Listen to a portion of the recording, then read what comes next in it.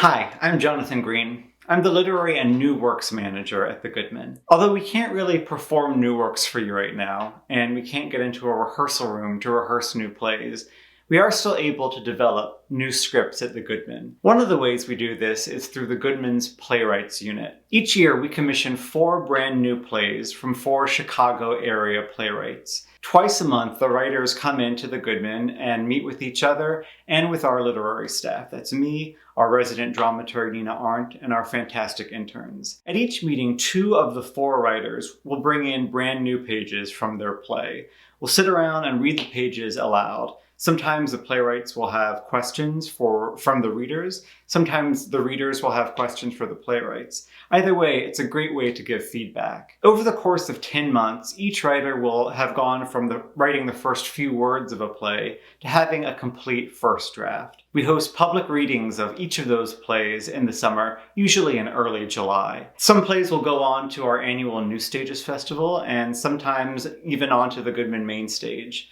This is the 10th year of the Goodman Playwrights Unit, and we're still able to meet, online of course, and the writers are continuing to develop their new plays. This year's cohort of writers includes Monty Cole, Nancy Garcia Loza, Alex Lubisher, and Steve Pickering. We've asked Nancy and Steve to give you a sneak peek into the new works they're developing through the Playwrights Unit. Hi, my name is Steve Pickering, and I'm a member of the Goodman Theater's 2019-2020 Playwrights Unit.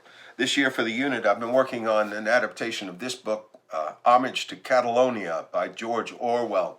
You know this author. You may not know that his real name was Eric Blair, and you may not know this book. It comes from early in his writing career. It was published in 1937, and it's a memoir of his experiences fighting with the Loyalist brigades against the fascists in the Spanish Civil War.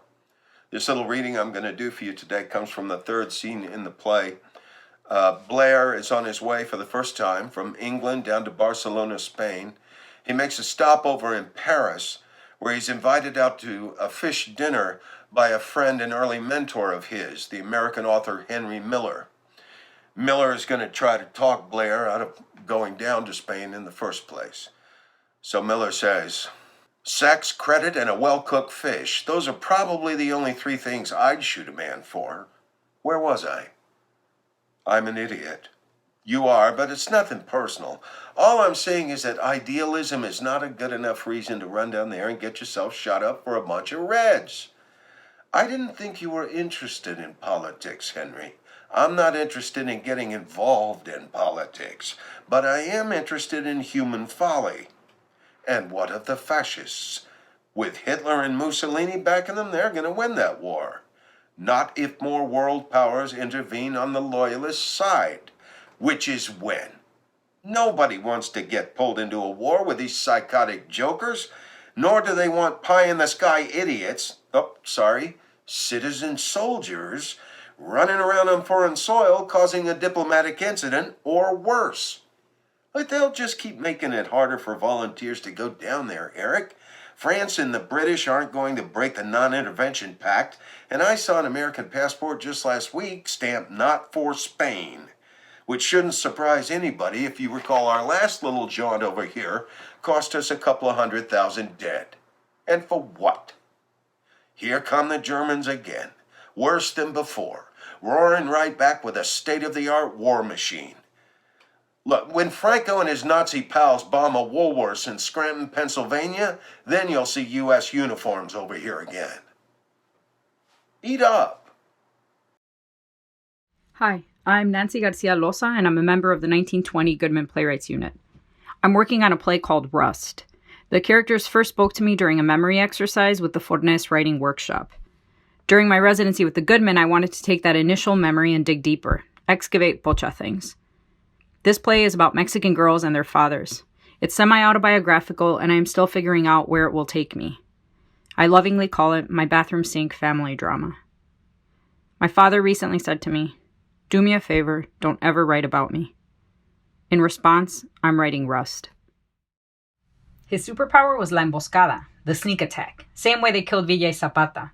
Papi'd be snoring on the couch after the factory, and you'd be mid-story with your little brother talking about how White Boy Boomer's dad ran around the yard and his white fucking chon is chasing him with a branch. Little brother rolling around laughing. You saw the shadow before you heard the snoring stop. Little brother looked at you all wide-eyed and disappeared. Poof, bien fast. Turn around. There stood Papi, belt in hand. The one with the horseshoe buckle. That's the closest he ever got to being a cowboy. Crack! Little girls do not talk like that. Crack! Not in my house. Crack! If you don't get that in your head, this'll help you remember. After the rustic Mexican education, he'd get bien rancho school on your ass and send you to the wall. You'd have to kneel, your forehead glued to it. You better not turn around, and he better not catch you talking. He'd fall asleep again, and I'd fantasize about all the ways to kill him or run away. And then, psst, it's me. Little brother army crawling to me. Go away. No, lift up your knees. See? It was my strawberry shortcake pillow. Now it won't hurt. I'd wipe my mocos bien big y dramatic. After all, I'd learned to suffer from the Pedro Infante movies. A loud snore and little brother disappeared. After what seemed like an eternity where I thought about how one day I'd say whatever the hell I wanted, psst, scoot over. Little brother kneels next to me with his He-Man pillow. What are you doing? I'm bored. You're gonna get us in trouble. How? We're already at the wall? Talk to me? I can't. Go play in your room. I don't know how. Use your toys, Menso. They don't talk unless you make them. A loud snore. I'm not talking to you anymore. Fine, but I'll be right here. Years later, my father said he slept with one eye open, and he thought, mira estos cabrones. But then he'd smile and think, they're going to be all right. Maybe we are, maybe we're not. But we buried his belt in the backyard, and no one ever knew who did it. Like I said, rustic Mexican education.